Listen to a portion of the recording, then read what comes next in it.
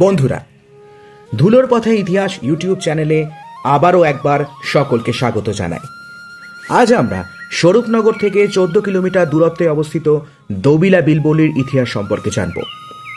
তো শুরু করছি স্বরূপনগর ও বিলবল্লির ইতিহাস, জলে লেখা এক গ্রামীণ কাহিনী। এই বিলবল্লির প্রাকৃতিক সৌন্দর্য মুগ্ধ করে সমস্ত মানুষকে, আর এই বিলবল্লির ঐতিহাসিক প্রেক্ষাপটও নজর কাড়বে অসংখ্য মানুষের।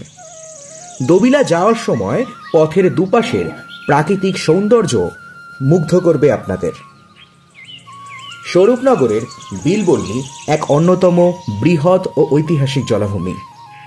1780 সালের রেনেলের মানচিত্রেও বিলবল্লির নাম পাওয়া যায়, যেখানে একে স্পষ্টভাবে চিহ্নিত করা হয়েছিল জলা এলাকা হিসেবে। গোলাকার বিশাল এই বিল ইছামতি নদীর পূর্ব পারে বাংলাদেশ সীমান্তের কাছেই এর অবস্থান। গড় গভীরতা প্রায় 5 ফুট, আর বর্ষাকালে এর জলধারণ ক্ষমতা 6000 কোটি লিটারেরও বেশি। এর চারপাশে বাঁকড়া, গাবোটা, নিত্যানন্দকাটি, তারালি, হাকিমপুর এইসব প্রাচীন গ্রামগুলো গড়ে উঠেছিল এই বিলকে কেন্দ্র করেই। ধান চাষ, মাছ ধরা, জলপথে ব্যবসা সবকিছুর কেন্দ্রবিন্দু ছিল এই বিলবল্লি।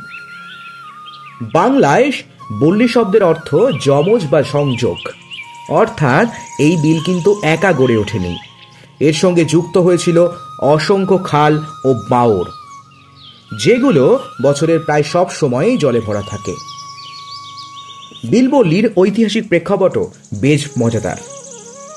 কথিত আছে, রাজা কেদার রায়ের সময় শত্রুর হাত থেকে পালাতে গিয়ে রানীর বজরা এই বিলের বুকেই ডুবিয়ে দেওয়া হয়।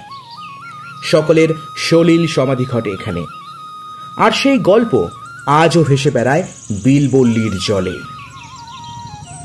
ব্রিটিশ যুগে বিলবল্লি ছিল এক জীবন্ত সম্পদ।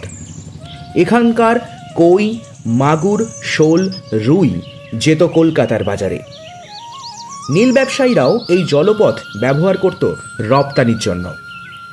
স্বরূপনগরের তেঁতুলিয়া থেকে শুরু হয়ে চট্টগ্রাম বন্দরে পৌঁছত নীল চাষের নৌকা। কালের রকম ফেরে সময় বদলেছে, কিন্তু বিলবল্লির রূপ আজও এক। বিরাট ধানক্ষেত, শাপলার ফুল আর অস্তগামী সূর্যের আলোয় ভেসে থাকা একলা নৌকা, সব মিলিয়ে এটি কেবল একটি বিল নয়, এ এক জীবন্ত ইতিহাস। তো আজকের মতো এটুকুই। আবারও দেখা হবে অন্য কোনো কাহিনী নিয়ে, অন্য কোনো এপিসোডে।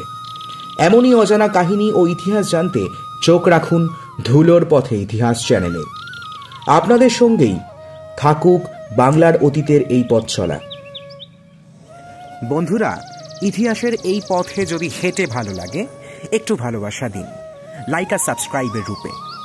বেল আইকনের মৃদু ধ্বনি যেন পৌঁছে দেয় পরের গল্পের আহ্বান আপনার কানে।